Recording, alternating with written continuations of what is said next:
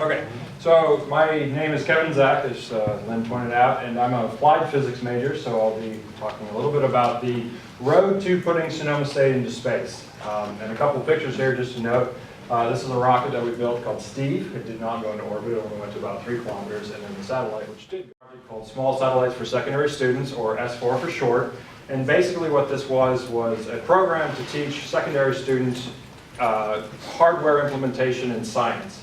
So to bridge the gap in STEM education, because a lot of high school students would do something like TARC or something on the small scale, and then they would not have any science like this that they can do until they got to a graduate level or university level. So I was in charge of building and designing the flight hardware as well as the code that went into this. This was a board that was the final design. It had an Arduino microcontroller, and so this is where the brains of everything was, where the code ran. The base hardware also had a GPS to give location and time stamping of the data. We had real-time Wi-Fi, so we had real-time telemetry, so as the rockets or tethered balloons went up, the students could actually get their data and watch it on the screen. And so as the rocket went up, it was really neat seeing the points go. Also on there was an SD card to store the data as a secondary backup in case we lost the Wi-Fi connectivity. And a myriad of sensors of humidity, accelerometer, pressure, temperature, and magnetometer. And the board was also designed to expand to other sensors. But what this really did was in the, just last year, a man named Professor Bob Twiggs came to visit us from Morehead State University. He is one of the inventors of something called a CubeSat. And a CubeSat is a 10 by 10 by 10 little centimeter satellite that gets launched off as a secondary payload off of some primary mission that goes into space.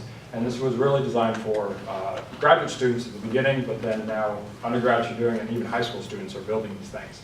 And so when he saw the work we were doing here, he said, I have a launch opportunity that's coming up, and I have a spot, and if you can build a satellite in the next 3 months and deliver it to us, you can do it.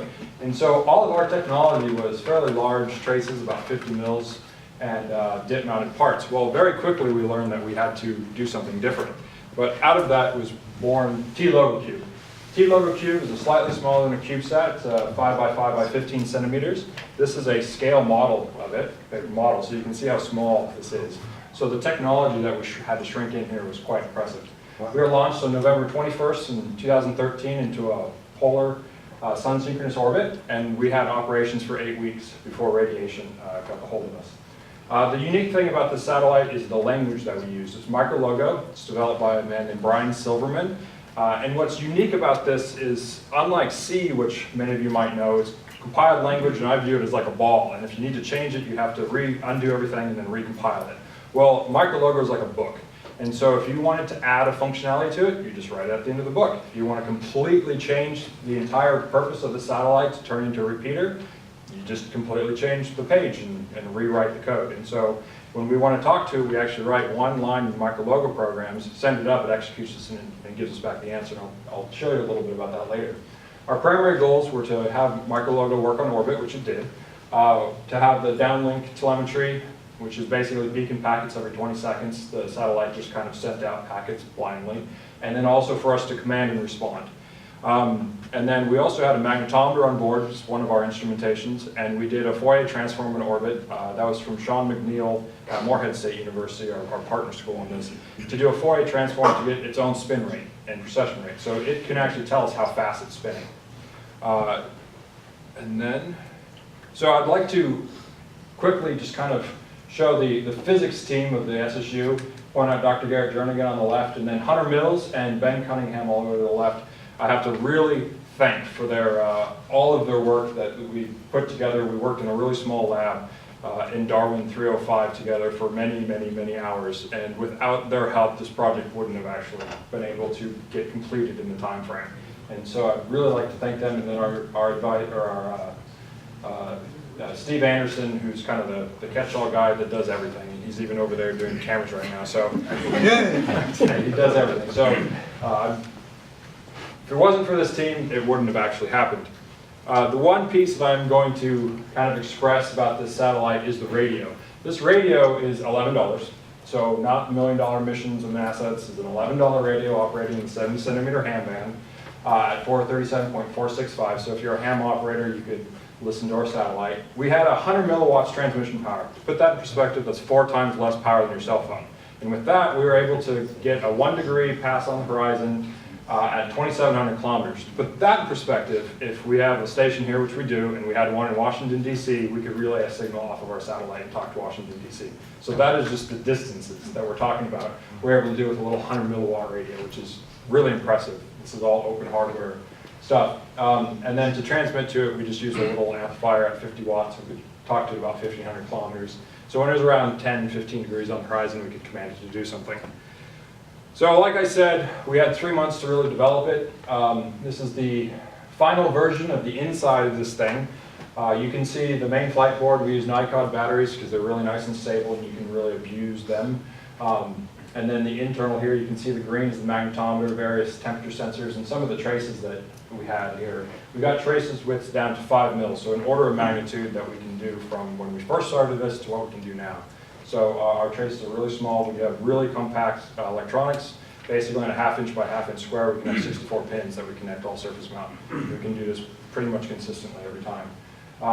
The unique thing I love about the satellite, and I didn't tell Garrett about it until after I did it, was I put all the names on the torque coil over here on the right of everybody from SSU that worked on this.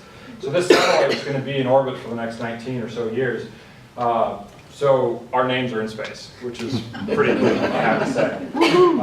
And so on the time frame, so we were launched in 700 kilometers, and you have to deorbit within 25 years per national law. And so on here, which I didn't show on the prior slide, is that there's these little solar cells that we developed that increases our drag coefficient to be able to deorbit us within the accepted parameters of roughly 19 years, depending on how our sun works. And so on November 21st, this is a video from Yasny, Russia. We were launched off a Dapner rocket. It's going to go. There it is. So we're launched, it was noon their time. So we launched out of a satellite called Unisat 5, which had a bunch of other CubeSats and a few other pocket cubes, a satellite about this big. And once we got launched out, thrown out, or Unisat 5 got launched out, then we were deployed out of them. And so I don't know what the primary mission was, but they needed some kind of sun-synchronous orbit, that's why we had it. So 2 days later, we were able to hear our satellite, which is unique because most people have to wait weeks for the NORAD to tell them where their satellite is. Well, we just knew that it was going to be coming over noon and midnight every day, so we kind of scanned the skies and looked for it, and we found it through a lot of the math of Brian's brother, Barry. We kind of figured out how to track this thing. So, I don't know if I have the laser pointer. These little dots right here, this is the radio. So this is frequency space and this is time space. And so about every 20 seconds we got a packet coming in. You can notice the slant right here. That is the Doppler shift of the satellite. So just like a siren coming towards you, it has a high pitch and drops down to a low pitch, our satellite does that. And what's kind of cool over here, we didn't know it at the time, but this is our sister satellite, Eagle 2, that launched, and you can see their packets as well, which is kind of cool. The next day, because we were excited about it, we sent our first command, this bright thing right here, and immediately our satellite started giving us data. So this is the data dump you can see. What I think is really neat about this is it confirmed our magnetometer is working correctly on orbit, because satellite told us it was rotating once every roughly 22 seconds. And so the antenna is coming in out of phase, the power drops, and we were able to see that it actually was rotating roughly every 22 seconds. This is a ground station right here that we use to communicate with it. It's at Lynn Garrett's house. Right now, we have a grant that we won, the Society of Physics students, to build one of these on Earth Darwin, so we'll be able to communicate with our future satellites as well as other university satellites. And this is just kind of an example of what the data looks like. And this has all of our solar panel and all of our science data and everything in it. And we had 4 different types of packets. So moving on to the next thing, we're kind of calling it TRL6. It's kind of a split between, again, going back into the classroom, teaching micro-LOGO to high school students, which is what this dev board is designed to do. The high school students won't realize it, but they're actually using technology that's in space. This is the radio that's in space and the processor, and it's designed to plug into a protoboard, so they can then add their own sensors to do whatever kind of expansion that they want to do, science, and gather and basically operate just like the way our satellite did, but on terrestrial base. But we'll be expanding this out into something that's flight-like this magnetometer right here. It's a 4 by 4 centimeter frame there.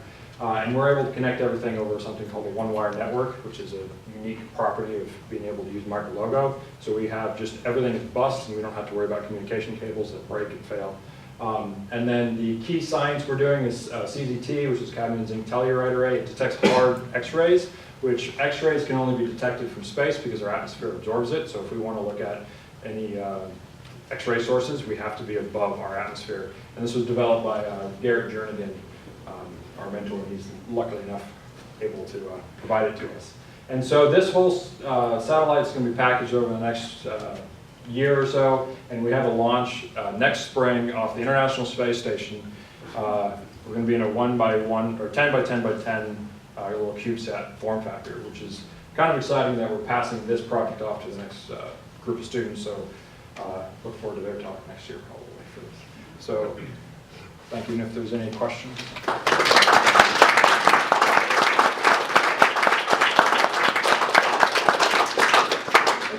A few minutes for questions. You said that it's coming off the International Space Station, so it shows up in the airlock and just toss it out? They actually use the Japanese arm, and then goes out of one of the Canadian arm is the Japanese. And there's pictures, if you look, it's kind of neat. You have these little CubeSats that are going by the solar panels. Because one of the cool things about launching off the ISS is the astronauts take pictures for you, so you actually see your satellite launch. Where we've never saw our satellite in space. Next year we'll be able to see it. Any other questions? What do you estimate for the lifetime of the satellite? Which one? The T-Logo Cube or the future one? Well, they both have batteries, or one does. Right, they both will have NICADs.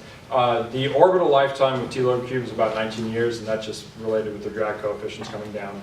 The battery lifetime, one of the surprising things about T-Logo Cube is we actually disconnected the batteries, went outside, and it just started working. And so we could technically, because of the efficiencies of our solar panels, run with no batteries. And if we were in daytime, it would work. We're kind of exploring some of the technology for the next one using supercaps, so that if batteries start to die, we can take them out of the system, and our satellite can keep on functioning when it's in sunlight. But yeah, when you go off the ISS, it's at a much lower orbit, so it's about a year or so before it decays and burns up the atmosphere.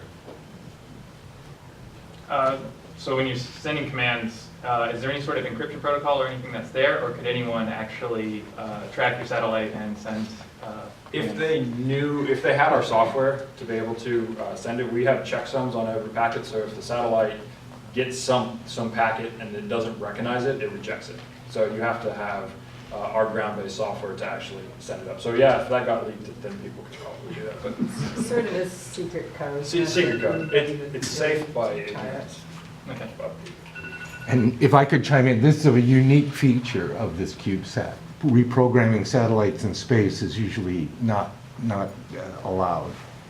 In fact, there have been hundreds of CubeSats that have been launched by various groups, and only maybe 10 have even sent beacon packets, and probably less than a handful have ever responded to commands or done anything sophisticated like, well, actually none of them have ever done anything as sophisticated as a fast Fourier transform in orbit of based on their data. That is just a whole nother level. That's the kind of thing that billion-dollar satellites usually do. And this thing, you know, basically the parts cost, what, $500? Yeah, the flight board is about 120 and the Dover is like 50, so Yeah. altogether. We had to build it over again. Of course, we spent more money than that developing it, but Yeah, there's about 10 revisions of the board, but we were able to go from schematic change to a flight board with Hunter and Ben, and we could do that in 4 hours. So we could actually change something that we didn't like and have it working and testing on the ground in 4 hours. and you made what, 10 10 of revisions, so. 10 boards before they finally got one they liked. Any other questions? More questions? Okay, well, let's just thank Kevin again.